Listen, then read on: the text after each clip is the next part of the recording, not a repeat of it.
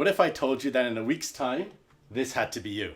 Would you be scared? Would you be nervous? Would you be excited for the opportunity? You know, as a kid, I was sitting in this audience and I remember looking at someone like that wondering, I wonder what, capabilities this person must have to be able to be given the privilege of speaking in front of so many people.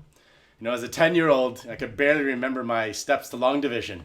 The fact that I have to remember something for like an hour and share it eloquently to a group of people just terrified me. However, the opportunity and the honor of being asked to do something like this was something that was motivating, and actually served as a catalyst for me to do the things I needed to do to eventually one day be in a position to do something like that. Now, it was a couple of years into public speaking that I realized my aspirations were actually wrong. You see, it's not what you know that matters. It's the fact that you can use what you know to do something to help someone else become better or do things greater than you've ever done. That's what matters more. And the reality is we're given many opportunities, whether it's in front of a large audience or even a small group of people, to share insight, to share knowledge with people. And that's a privilege. And our ability to have impact determines whether or not we do that with success or not. And those that do it well sometimes consider it an art of sharing knowledge. Now, when we think of our own experiences, just think of this past year, right? This past year, think about the experiences where people are sharing insight or knowledge with you. Was it an amazing experience? Did it change or influence the behaviors that you have today or not? Right?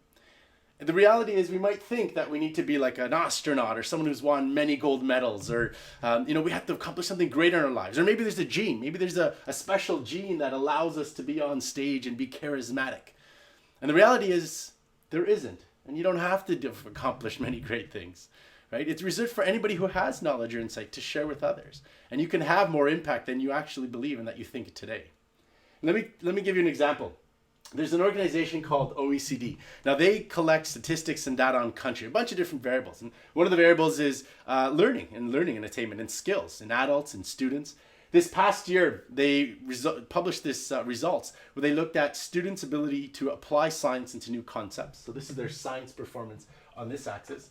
And at the bottom axis here, we also recorded the amount of time those kids spent studying inside and outside of school. Now I want you to try to guess, and go ahead and hit pause. Try to guess what you think this graph looks like. Here's their performance in science. Here's how much time they spent studying inside and outside school. Now I should show you that the average is about 45 hours, right? So this is where the average lies. And some of you might have guessed that it might be kind of random in terms of how much time kids spend studying and how much they perform. Or maybe you think that the more you study, the greater your results are. Well, I want you to take a look at what the results actually showed. And what's interesting here is that we have these countries down here where the students spend an enormous amount of time studying, but they're some of the worst performers. Right? We know some of the Asian countries spend a lot of time studying, but they're some of the best performers. Where the interest lies is in these countries over here. Because you see, what this teaches us, it's that it's not the quantity of time that matters, it's the quality. And what these countries like Finland, Japan, Netherlands, Canada, Switzerland, what they figured out is how to systemically, throughout all their classrooms and all their teachers, figure out how to use those efficiencies, leverage those insights about what works in teaching and learning to get those kinds of gains in an efficient period of time. So teaching and learning and sharing information isn't just reserved for a select few. It can be taught, it can be developed. Right? So when you look at what we can learn from these countries, and when you look at the other research and data, what's one thing that I can share with you that if you consciously make an effort to shift in your presentations and the way you share knowledge, will make a significant impact in your outcomes and in the people's ability to receive and apply that information. Here's that one thing. And that one thing has to do with getting your audience active. Getting your audience active. Now that means active mentally, where they're thinking about your content, like you're pulling them in and making them really think about the things that you're talking about. Or emotional, right? You're getting them to feel, right, emotions during your presentation, or getting them physically active. Right? Now let me show you some concrete examples of this.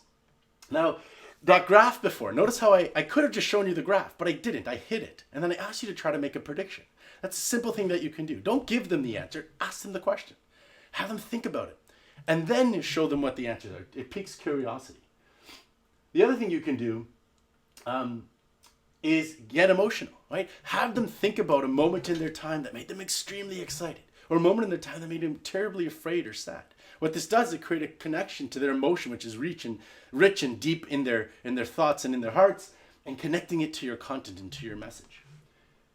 Another strategy is actually pretty simple, is have them turn to each other, right? While you're talking, say, you know what, turn to the person beside you and tell them what you think about X or Y, right? And that simple act, what it does is it gets them active, right? And gets them thinking about your content. And you'll notice sometimes people take out pencils and paper to write things or take out their phone to show a picture. So it's a very simple task, but it gets them active and gets them thinking and connected to your content. If you use technology, something that I like to do is use your audience and their thoughts and ideas as input as your content. For example, I was working with 200 Spanish officials not too long ago, and I had them share with me what they thought and connected to what their students and their own kids' lives are. So something that was, very emotional, very personal for them. I did anonymously, but they were active in sharing and contributing their thoughts with me.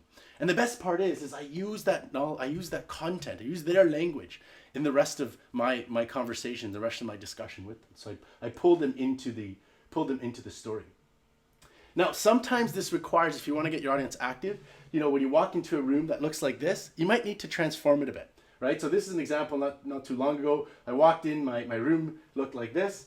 And what I did is I just changed the seating, right? I changed literally the desks, the tables, and the chairs to something that looked more like this. Because now the focus isn't about me. The focus is about them and the interaction, the dialogue that they're going to have with each other. If you're fortunate enough, get them up out of their chairs, get them active, manipulating content, get them walking around and talking with other people, not just the people beside them, but other groups, right? Getting them physically active, having interact with each other really ties them into your content, really gets them thinking about the messages that you want them to walk away with.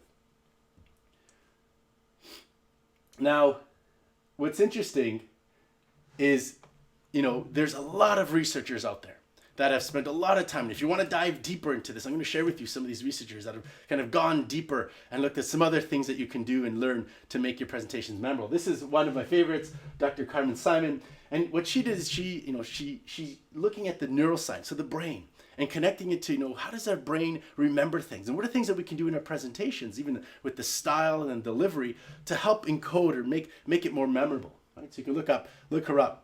And I have a link to her company in the description below.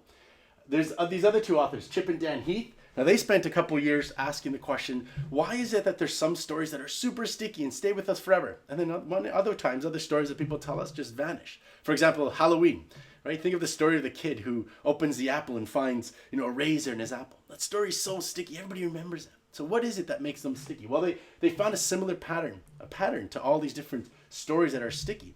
And you can apply this pattern into when you tell stories and when you share information with others. So another great resource.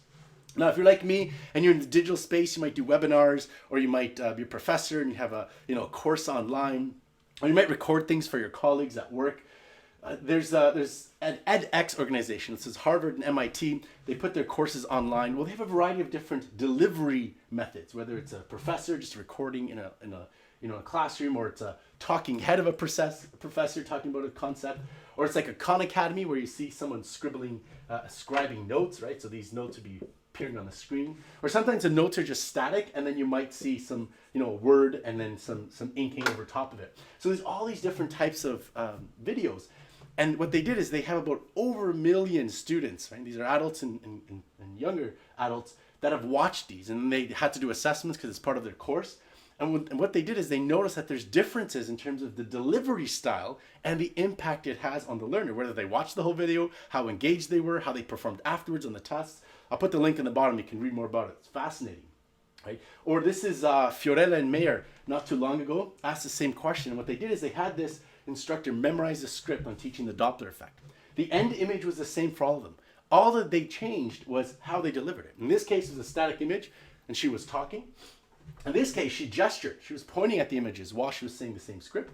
In this case, she was physically drawing out the image as she was saying it.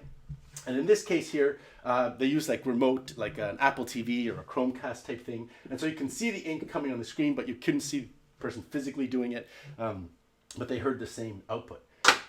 Can you guess which one of these had the most impact? Go ahead and hit pause and think about it. Which one do you think had the most impact in terms of the ability for the people who are hearing it to remember it, not only to remember it, but to apply that concept into new scenarios? What do you think? Well, it turns out that there's no difference between these two methods. And in fact, these are some of the lower methods. Just having a static image and talking to it really doesn't do much. Where you get into more active listening and performance is in these two methods, with the physical gesturing and the physical inking. Right? So there's things that we can learn. And there's so much insight out there and learnings that we can have. Yet I bet you if you think about this past year and the events that you went to, what would the majority of them look like? And what does the majority of that experience feel like for you? Right? It probably looked and felt a lot like this, right? Death by PowerPoint. There's a guy there talking and a bunch of slides in the background. I'll never forget, I went to an ed tech conference, and these are, education leaders from around the world, and they came in and they're sharing their insight with everybody. I was sitting in the session and I was watching this person tell us about the do's and don'ts of teaching and learning. And then I realized the way this person was sharing this insight fell into the category of don't do when learning. And so as people who are either steeped in education or those who have this insight about what works and what doesn't, we have to do a better job at practicing what we preach.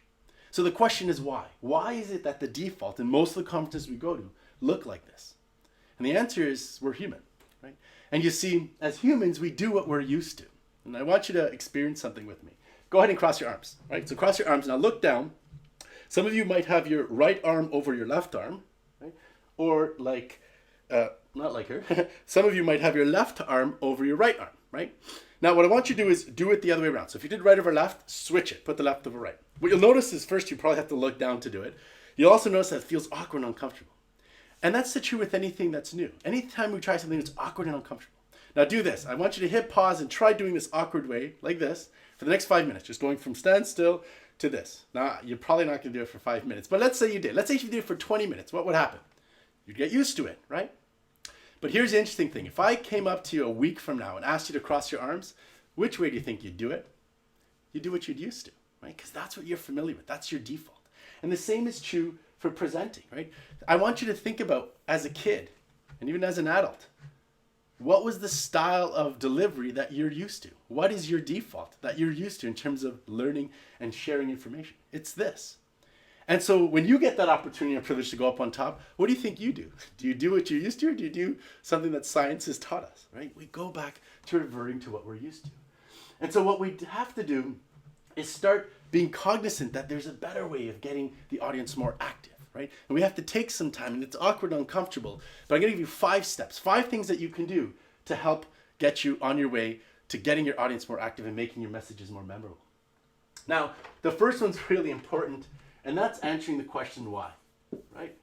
Why are you going to take this extra time? Why does it matter for you to take this extra time to make your messages more memorable so they have impact?